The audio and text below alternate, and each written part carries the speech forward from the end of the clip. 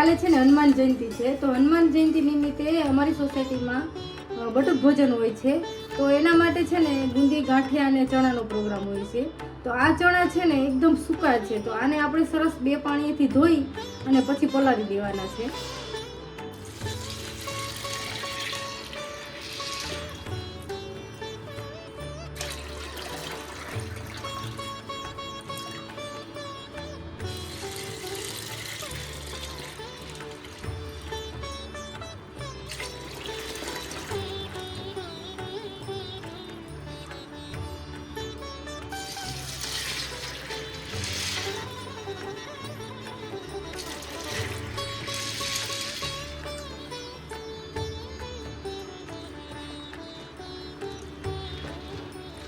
આ ચણામાં છે ને ઉપર સ્ટાર્ચનો ભાગ હોય છે, એટલે આપણે સરસ 2 પાણીએ ધોઈ અને પલાળીને રાખી દઈશું ઓવરનાઇટ માટે, અને સવારે આપણે ચણા બનાવશું.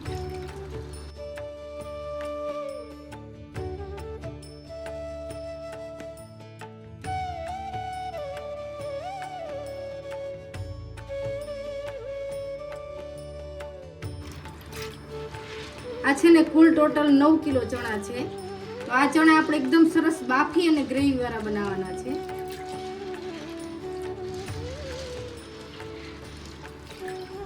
આપણે છે ને ધોઈ અને સરસ પલાળી દીધા છે. તો આ 1 રાત માટે આપણે પલાળી દઈશું અને બીજે દિવસે સરસ બાફી અને વઘાર કરશું. તો આ ચણા આપણે છે ને ભગવાન માટે કરી છે, એટલે કે હનુમાન જયંતિ નિમિત્તે આપણે મહાપ્રસાદમાં કરી છે. તો આ ચણામાં આપણે ડુંગળી, લસણનો ઉપયોગ વગર એકદમ ટેસ્ટી એવા ચણા બનાવીશું. આપણા છે ને જો બધા ચણા એકદમ સરસ પલળી ગયા છે, તો આપણે ઓવરનાઇટ પલાળીને રાખ્યા હતા. તો આ ચણાને આપણે બાફી લેશું. તો મેં છે ને 2 કુકર લીધા છે, તો વારાફરતી આપણે આ કુકરમાં બાફી લેશું.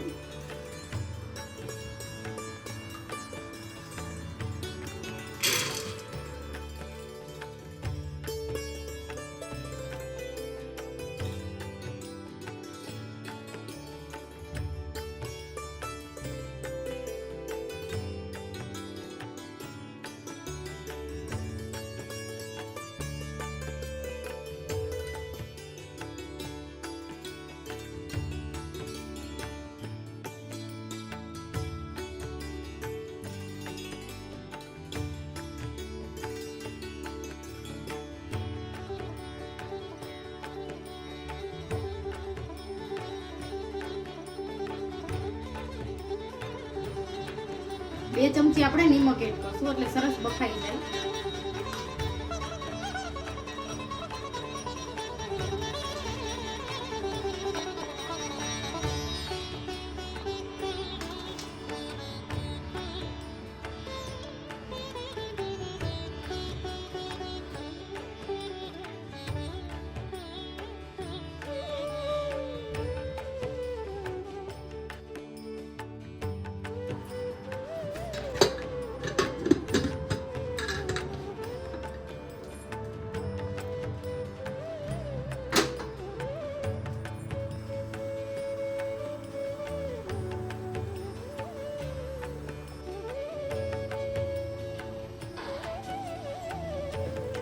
બે કુકર છે ને અત્યારે બાફવા મૂકી દીધા છે. આ રીતે આપણે વારાફરતી બધા ચણાને બાફી લઈશું. તો આ ચણાને છે ને આપણે વારાફરતી સરસ મજાના બાફી નાખ્યા છે. તો જો એકદમ સોફ્ટ થઈ ગયા છે બધા જ ચણા. આપણે આ છે ને હનુમાન જયંતિ નિમિત્તે આપણે પ્રસાદ માટે બનાવ્યા છે. તો આ ચણાનો આપણે વઘાર કરશું. તો આમાં આપણે ડુંગળી, લસણનો ઉપયોગ નથી કરવાનો. એટલે મેં છે ને ટમેટા 3 કિલોની આસપાસ આટલામાં ટમેટા મેં બાફીને રાખ્યા છે. આ ટમેટાની આપણી ગ્રેવી કરશું અને પછી આપણે વઘારશું. આ ગ્રેવીને આપણે બ્લેન્ડરથી ક્રશ કરશું. મિક્સરમાં છે ને ગરમ હોય એટલે ઉડવાની શક્યતા રહે.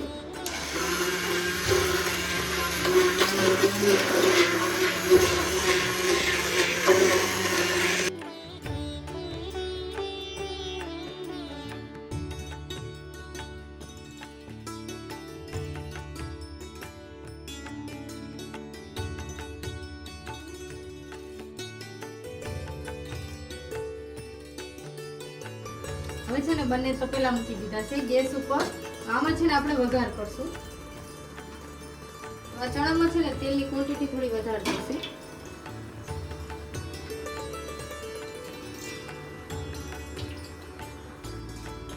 અડધી ચમચી રાઈ નાખશું આપણે.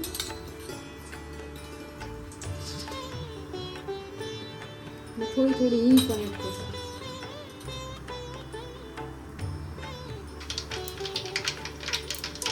છે ને વઘારમાં ટમેટાની પ્યુરી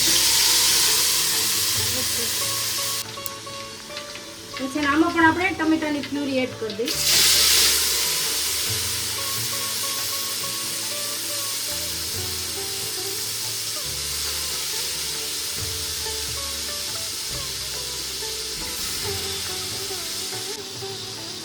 એક ચમચી હળદર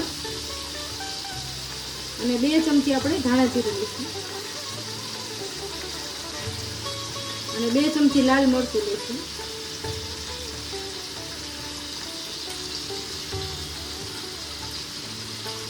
એક ચમચી હળદર, 2 ચમચી ધાણા જીરું,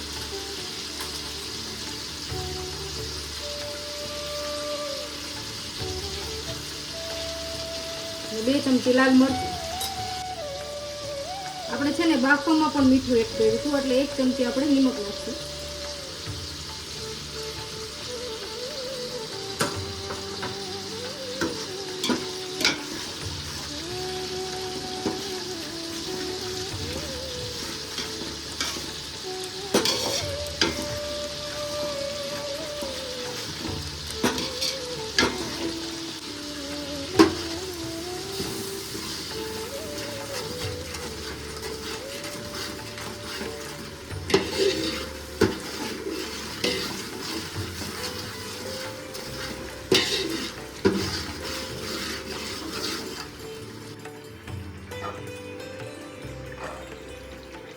આપણી ટમેટા છે ને એકદમ સરસ મજાના બફાઈ ગયા હતા એટલે આ ગ્રેવીને બહુ પાકવા નથી દેવાની.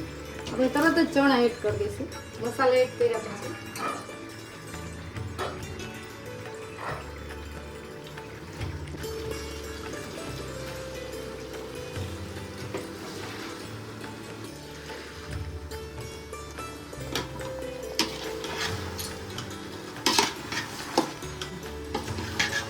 આ ચણાને છે ને મસાલા જોડે એકદમ સરસ આપણે મિક્સ કરી લઈશું.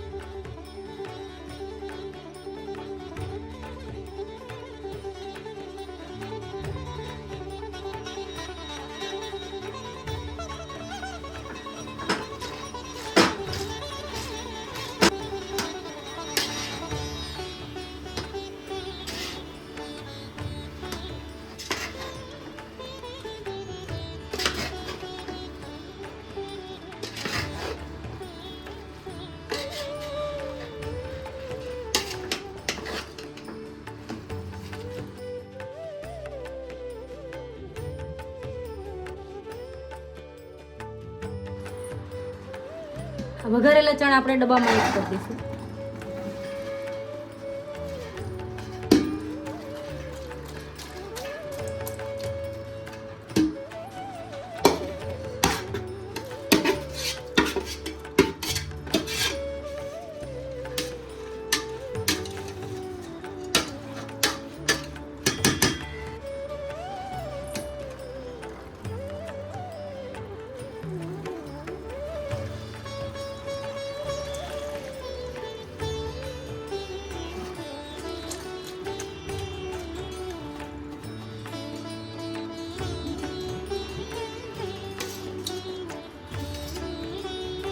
આ ડબ્બામાં ચણા વઘારીને સરસ રાખી દીધા અને આને ઢાંકીને આપણે રાખી દઈશું નીચે પ્રસાદ માટે.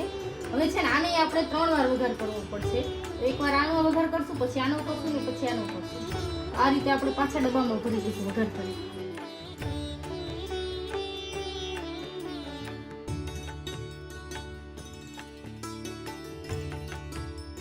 આપણે મહાપ્રસાદ માટેના ચણા તૈયાર છે.